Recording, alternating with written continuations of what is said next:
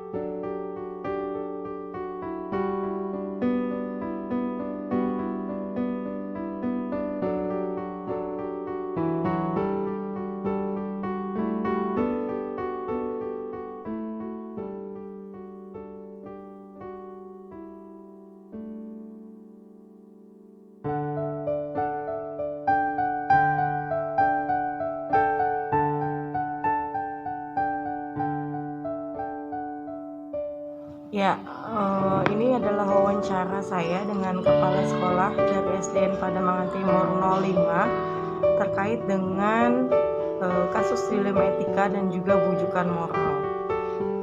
Selama ini Pak, bagaimana Bapak dapat mengidentifikasi kasus-kasus yang merupakan dilema etika atau bujukan moral? Baik, saya akan menjawab dari pertanyaan saudara Mega Hana mengenai dilema etika moral. Bahwasanya tatkala kita ada dalam suatu situasi atau lembaga di mana kita bekerja, berhadapan dengan berbagai macam karakter pegawai atau guru, maka disitulah kita akan menemukan hal-hal yang negatif atau hal-hal yang di luar aturan yang ada. Di mana di situ telah dinyatakan bahwa dalam etika itu ada cinta, ada keadilan, persatuan, toleransi dan intoleransi, juga menyangkut masalah-masalah kepribadian yang tidak sesuai dengan aturan. Maka disitulah kita akan menemukan atau mengidentifikasi pelanggaran-pelanggaran mana yang menyangkut dilema etika. Lalu bagaimana Bapak sendiri menjalankan pengambilan keputusan di sekolah, terutama untuk kasus yang ada dua kepentingan yang sama, dua-duanya sama-sama benar dan dua-duanya sama-sama mengandung nilai kebajikan? Untuk jawaban nomor 2, pengambilan keputusan dan nilai kebajikan, saya akan memanggil kedua orang atau pegawai untuk saling sharing atau klarifikasi yang menjadi titik pelanggaran dilema etika, dan kita mendapat disatukan persamaan atau persepsi untuk mendapatkan nilai kebajikan yang baik atau yang sama. Lalu untuk langkah-langkah dan prosedurnya seperti apa, Pak? Langkah-langkah yang akan kami buat yaitu membuat konsep, dan dalam konsep itu kita saling sharing untuk dibahas dan sharing untuk semua guru dan tenaga pendidikan apakah sesuai dengan konsep atau kesepakatan bersama, terutama menyangkut masalah hal-hal yang sifatnya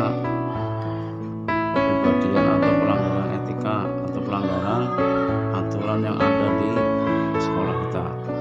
Nah, apakah yang Bapak lakukan itu sudah Bapak anggap efektif, Pak, untuk pengambilan keputusan tersebut? Kita membuat aturan ini adalah untuk mengurangi atau meminimalisir pelanggaran dilema etika sehingga guru pendidik dapat menjalankan tugasnya dengan sebaik-baiknya. Nah, tantangannya dalam pengambilan keputusan tersebut apa, Pak, kira-kira, Pak? Memang tidak semua guru itu menerima apa yang menjadi aturan yang harus dilakukan. Namun demikian, tetap aturan harus dijalankan sesuai dengan disiplin yang ada, misalnya disiplin pegawai, disiplin waktu, disiplin kerja.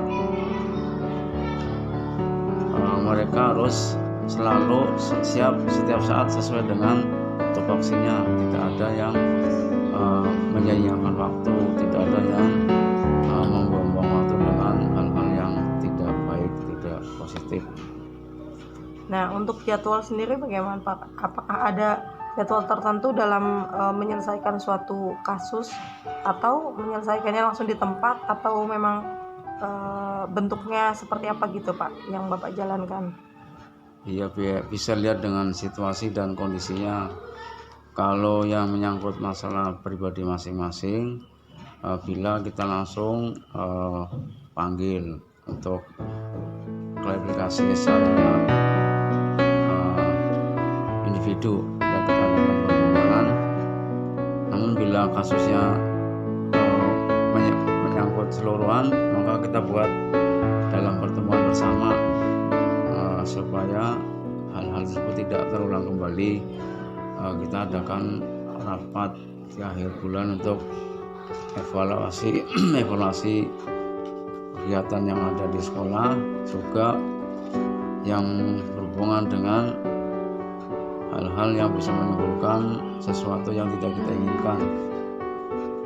Lalu faktor apa atau siapakah orang yang selama ini mempermudah atau membantu Bapak dalam pengambilan keputusan?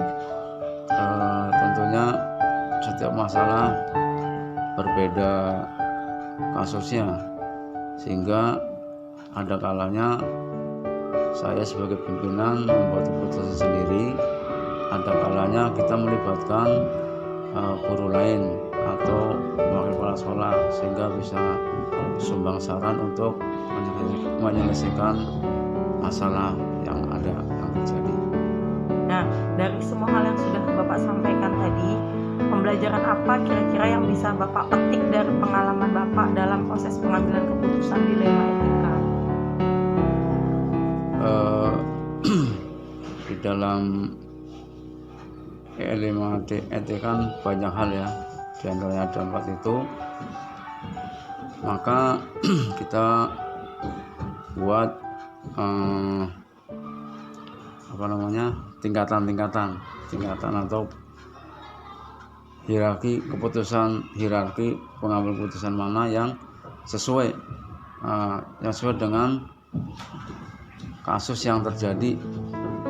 Misalkan tadi ada kasus individu, kasus kelompok, kemudian kasus masalah kebenaran dalam kesetiaan dan jangka pendek lawan jangka panjang. Maka di situ kita buat sesuai dengan tingkatannya. tingkatannya atau prioritas yang lebih dahulu diselesaikan. Jadi begitu langkah atau keputusan yang kami ambil untuk selama ini. Selanjutnya dengan adanya pengambilan keputusan dilematik ini, kedepannya tidak terjadi lagi hal-hal yang sifatnya melanggar aturan, sifatnya yang tidak sesuai dengan etika yang ada, karena itu menyangkut dengan disiplin pegawai, menyangkut dengan penilaian kinerja, sehingga tidak ada guru yang dirugikan, tidak ada pendidik atau pendidikan yang pada akhir tahun itu ada penilaian sehingga nilainya jatuh atau tidak bisa diperpanjang kontraknya, tidak bisa naik pangkat dan sebagainya.